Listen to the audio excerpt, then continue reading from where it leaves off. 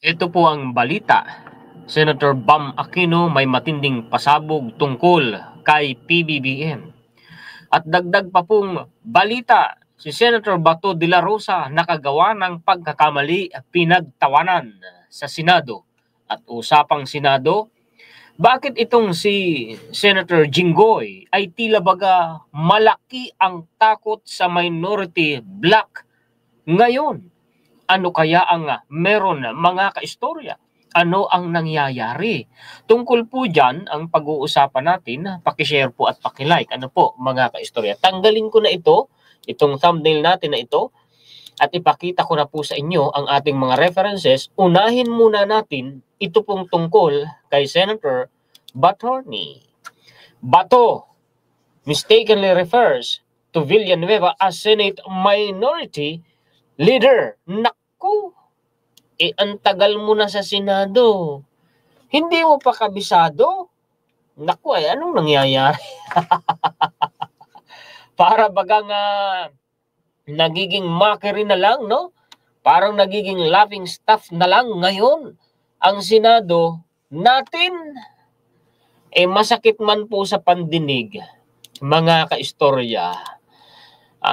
Pero totoo na nakikita natin sa komposisyon ng Senado natin ngayon na mayroon ho talagang mga kulang sa utak, kulang sa karanasan.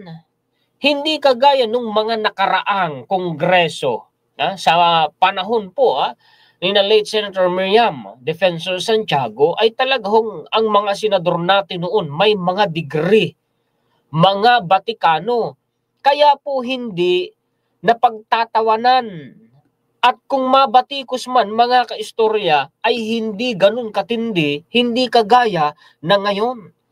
Idagdag mo pa po yung usapin po ng impeachment na ang sinasabi sadya umanong dinidelay, na pinapaboran umano nitong si Senate President Cheese Escudero si Vice President Sara Duterte. Yan ang nakikita at obserbasyon ng taong bayan. Pagkatapos meron tayong senador ngayon na sa tagal niya na sa Senado, nagkakamali pa siya at naipagkamali niya na minority leader, mga kaistorya, si Senator Joel Villanueva. Naku, ano? Ang Senate Minority Leader po ngayon, mga kaistorya, kung hindi ako nagkakamali, ay si Senator Tito Soto. Hindi si Senator Joel Villanueva. Tingnan ninyo ang sabi. Basahin nga natin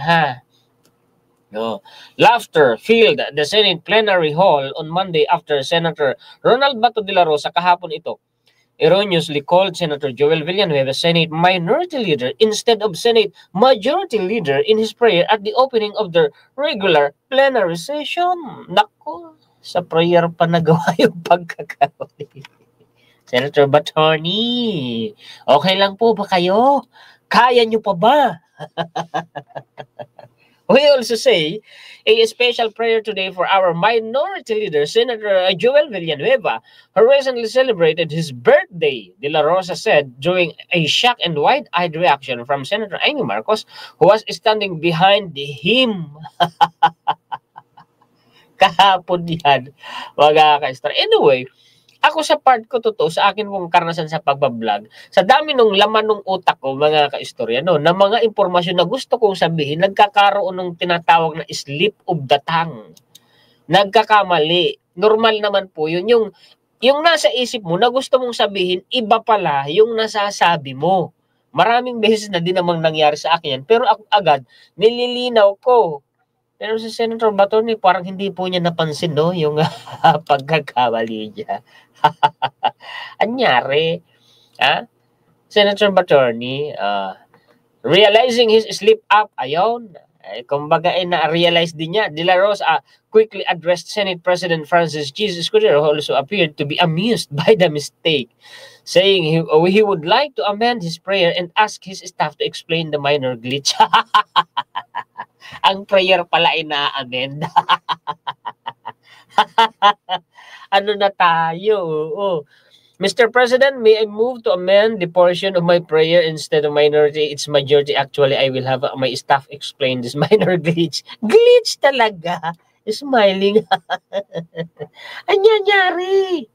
Anyanyari? Nag-sorry naman po siya. Eto na. Nandito tayo kay Senator Bam Aquino. Naku, alam nyo ang mga pinklawan ngayon, lumambot na po kay PBBM. Oo. Tingnan ninyo ito. Ito pa lang si Senator Bam Aquino, mga kaistorya, lahat ng inaasahan na maririnig niya, na gusto niyang marinig na bullseye ni PBBM, bumilib si Senator Bam Aquino. Eto, play natin ha. Pakinggan po ninyo mabuti. Maiksi lang ito. Alright. And on a lighter note, Senator Aquino, you mentioned earlier, nung nakikinig ako sa iyo yung privilege speech na masaya ka at maraming binanggit si Pangulong Marcos tungkol sa education. Yan ba'y pagpapatunay na sinusuporta niya si Pangulong Marcos? Mr. President, no, para sa edukasyon lahat tayo kailangan magtulungan. That's been my position ever since. At kahapon po, I was pleasantly surprised na nakaready na po yung speech ko eh. Kaya parang bumingo po talaga tayo. Ang rami po dito nabanggit po nung Monday. We're very thankful for that. Yun, kita ninyo. Bumilib kay PBBM at nagpapasalamat siya na lahat ng inaasahan niyang maririnig ay narinig po niya, mga kaistorya. No? Kita ninyo? Ang hindi na lamang, ako, naniniwala ako na itong mga nasa Duterte camp, mga kaistorya, alam nila na maganda ang ginagawa ni Presidente at yung ganda ng trabaho ni PBBM, yun ang lalong nagpapagalit sa kanila. Sabi nga po mga kaistorya ni PBBM, kapag dumadami ang kaaway mo, ibig sabihin magaling kang magtrabaho. English yung sinabi niya, pero translate ko na lang sa Tagalog. Totoo naman yun, mga kaistorya. You are nothing. Hindi ka taong may kapasidad, may kakayahan, mga kaistorya, pag walang taong nagagalit sa'yo. Isa kang taong kumbaga mga kaistorya ay walang kabuluhan kung walang naiinggit sa'yo. Relate ako dyan. Mga kaistorya, no? Normal yun sa mundong ito. May mga tao kasi na sadyang nagiging haters mo kapag nakikita nila na yung gusto nilang gawin na hindi nila kayang magawa ay kayang-kaya mong gawin. Ganon sila nagagalit sa iyo. Kaya tama si Presidente, mga kaistorya. Tama, kita ninyo, pati mga dilawan, bilib sa kanya. Punta tayo dito kay Senator Jinggoy Estrada. Bakit ba nasabi niya, mga kaistorya, na-quote niya ang tungkol po dito sa minority bloc? Bakit? Anong meron ngayon sa minority bloc? Bakit ganun na lamang ang pangamba niya? Ayan ha, mga kaistorya. Estrada on Senate leadership is stable but anything can happen. Kasi kinote niya yung nangyari kay former Senate President Migs Zubiri. Ika niya, ang minority bloc noon, mga kaistorya, ay iilan lamang, dalawa lamang, si Senator Risa Hontiveros at saka po si minority leader o yung dating minority leader na si former Senator Coco Pimentel III. Pero kahit ganoon na dalawa lang ika ang oposisyon noon o minority bloc noon, ay nangyari pa rin na mapatalsik sa pwesto si former Senate President Migs Zubiri. Anong meron sa komposisyon ngayon ng minority bloc? At kung bakit tila baga malaki ang pangamba o malaki ang takot ni Senator Jinggoy sa minority bloc ngayon? Ilan sila ngayon? Kung di ako nagkakamali, 5? I'm just giving you a comparison. He told reporters on Thursday night when asked if the current leadership is stable. Considering that, ito na, those in the new minority bloc are all veterans. Totoo yun. Lahat po ngayon ng mga senador na nasa oposisyon o minority bloc, mga kaistorya, ay mga veterano, eksperyensyado. Hindi nila pwedeng sisikusikuhin yan. Hindi nila pwedeng idodominate yan. Hindi nila mapapaikot yan. Hindi nila malalaro yan sa palad nila. Oo, kaya pala. The opposition group is currently headed by Senator Vicente Tito Soto III and 4 members Zubiri and Senators Loren Ligarda, Panfilo Lacson, and Riza Hontiveros. Back then, there were only 2 in the minority and 22 in the majority, but si Zubiri yung tinutukoy, was still removed. Estrada pointed out, no, malaki ang pangamba niya sa minority block ngayon. Ano ho, mga ka-story. Anyway, babanggitin ko uli yung dati ko nang sinabi. Hindi ako naniniwala na stable ang leadership dyan sa Senado. Hindi yan kagaya ng House of Representatives. Dahil dyan, sa Senado, anytime na hindi magustuhan ng mga senador, anytime na madismaya sila sa liderato ng isang Senate President, pwede nila yang palitan kaagad in a matter of just a day.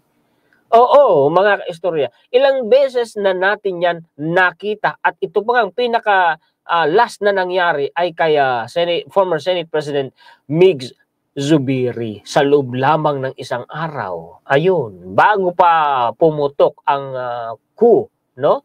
Ay bumaba na siya sa pwesto dahil mas insulto naman sa kanya kung siya ay patatalsikin sa kanyang pwesto bilang Senate President sa pamamagitan ng isang kudeta ng kapwa niya mga senador. Mas masakit yun sa kanya. Insulto pa. Di pa magandang record.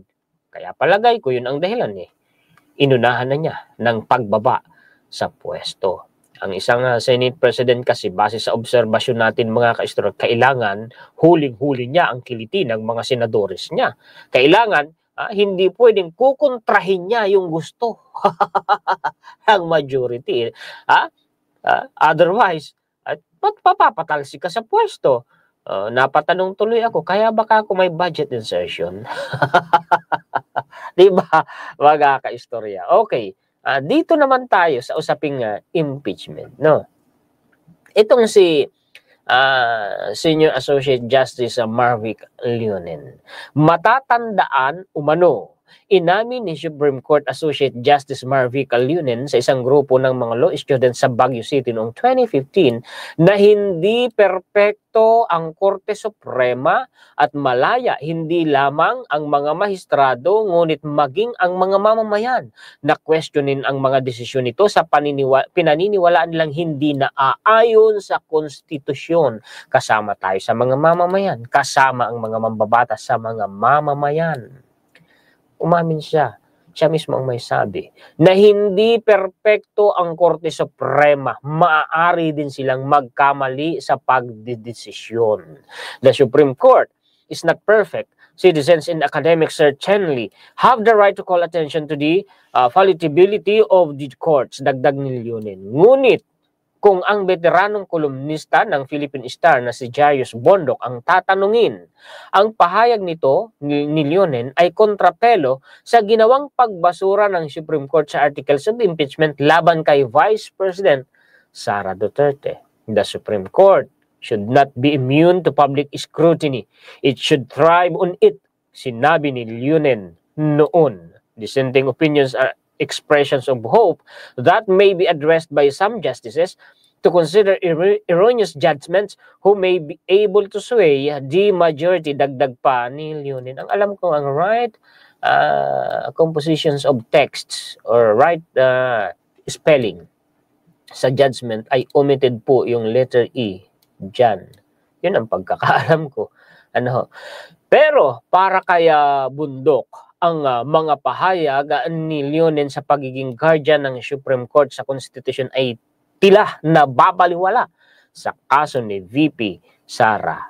Ito ayon sa kolumnista ay dahil hindi umano binigyan ng 13 mahistrado na bumoto pabor sa pagbasura ng impeachment complaint ng pagkakataon si VP Sara na makita ang kopya complaint upang magpaliwanag ang mga akusasyon, so on and so forth. Inulit lang kasi ilang beses na yung kinote ng mga balita. Kinuwestiyon din ni Bundok ang ura-uradang pagbasura sa impeachment complaint dahil hindi rin nabigyan ng draft copy ng controversial na Supreme Court decision ang Kamara. Naku, may sablay pala sila. Ang kanilang mga nakitang pagkakamali sa reklamo upang pagpaliwanagin ang mga kongresista at maituwid ito. Aniya, tila nagbibingi-bingihan at nagbubulag-bulagan din ang Korte Suprema sa mga argumento ng mga legal luminaries. Kabilang ang mga retiradong maestrado at mga bumalangkas ng 1987 Constitution. Mas veterano yun sa kanila, bumalangkas ng Constitution na kumukwestiyon sa pagbasura ng Supreme Court sa impeachment. Yan yun yung illustration ni Pilipinas Today. Idagdag ko itong tungkol kay Baste. Hindi ko ito napuntuhan, itong part na ito na sinabi niya kahapon. Na ipakita ko ito kahapon Ang sabi niya, if you really want to subsidize yung bigas, just give it to them for free. Ibigay daw sa mahihirap na taong bayan ang bigas ng libre. Wala naman siyang bilanggit na mahihirap na taong bayan Basta in general, sinabi niya, subsidize yung bigas, ibigay ng libre. Gusto mo bang pabagsakin ang gobyerno? Anyway, kilala naman sila sa mga taktika sa pagpapabagsak sa administrasyon ni PBB. Meron na bang gobyerno sa mundo na nagawang ibigay ng libre sa taong bayan ang bigas? Kasi sa mga panahon pong ito, ang pagkakaalam ko, kahit itong mga mayayamang bansa, mga superpower countries, ay hindi po ibinibigay ng libre sa taong bayan ang bigas. Binibili pa rin sa pamilihan ang bigas. Ang Pilipinas pa kaya, na hindi naman maituturing na kasing yaman ng Singapore, ng Japan, ng Amerika, ng European countries. Kung yung mga mayayamang bansa nga hindi kayang gawin yan, Pilipinas pa kaya? Kaya ako nga nasabi, gusto ba niyang pabagsakin ng gobyerno? Di ba? Todo batikos sa panahon nga ng former president na kanyang tatay pumalo sa 80 pesos ang per kilo ng bigas somewhere in Mindanao. Sa panahon nga ni PBBM, nagawa ni PBBM na mapababa ang presyo ng bigas na hanggang 20 pesos through Kadiwa Store. At ang presyo ng bigas na pumapalo noon sa panahon ng kanyang tatay na 80 pesos, yung paborito kong bigas na madalas kong bilhin, Jasmine, 80 pesos noon sa panahon ng kanyang tatay, mabibili mo na lang ngayon per kilo ng 42 to 43 pesos. Halos kalahati na ang ibinaba sa pamilihan yan, palengke.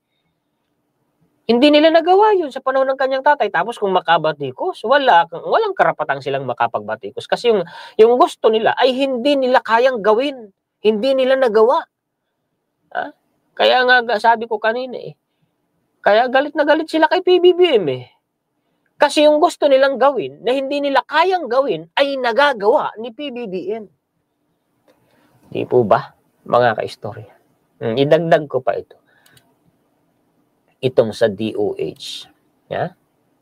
Ang sabi dito, 55 medical groups air concern over Vergeres removal from DOH. Bakit? Dalawang senador ang umano dyan ang umiyak dyan Tapos may balita na naman na ganito, kini-question nila. Akala ko ba nag-resign? Ngayon ang balita naman ng mainstream, tinanggal. Ano ba talaga ang totoo? Bakit ko ito na itatanong? Kasi, mga kaistorya, ano ito? Plano na naman gamitin? Kaya, sa tanong natin, para batikusin at siraan ang administrasyon, mas mabuti siguro nito magsalita si PBBM, sabihin niya talaga kung ano ang dahilan. Mga kaistorya?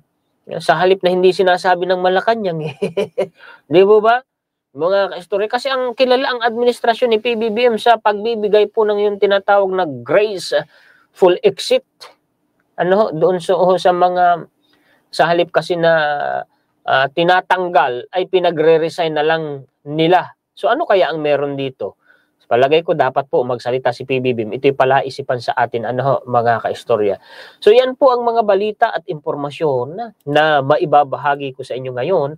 Kasama po ang ating komentaryo, kuro-kuro, opinion, kritisismo. Paki-share po at paki-like at sa mga bagong viewers natin, kung gusto po ninyo ang ganitong klase ng content, ay ini-invite ko po kayo na mag-subscribe dito sa aking YouTube channel. Muli, maraming salamat po sa inyong lahat ng mga sulit kaistorya natin sa buong mundo. Mabuhay po kayo. Shoutout po sa inyong lahat. Nagpapasalamat po ako sa walang pagsawa ninyong pagsuporta sa akin, sa lagi po ninyong pag-aabang, sa lagi po ninyong panunood, pakikinig, pagla-like at pag-share sa akin pong mga contents. Nagpapasalamat tayo higit kanino man sa ating Panginoon. Muli, ako po si Juan Historiador, ang tagakwento ng totoong istorya ng kasaysayan na nagmamalasakit sa kapwa ko Pilipino at nagmamahal sa bayang ito ang bansa nga Pilipinas.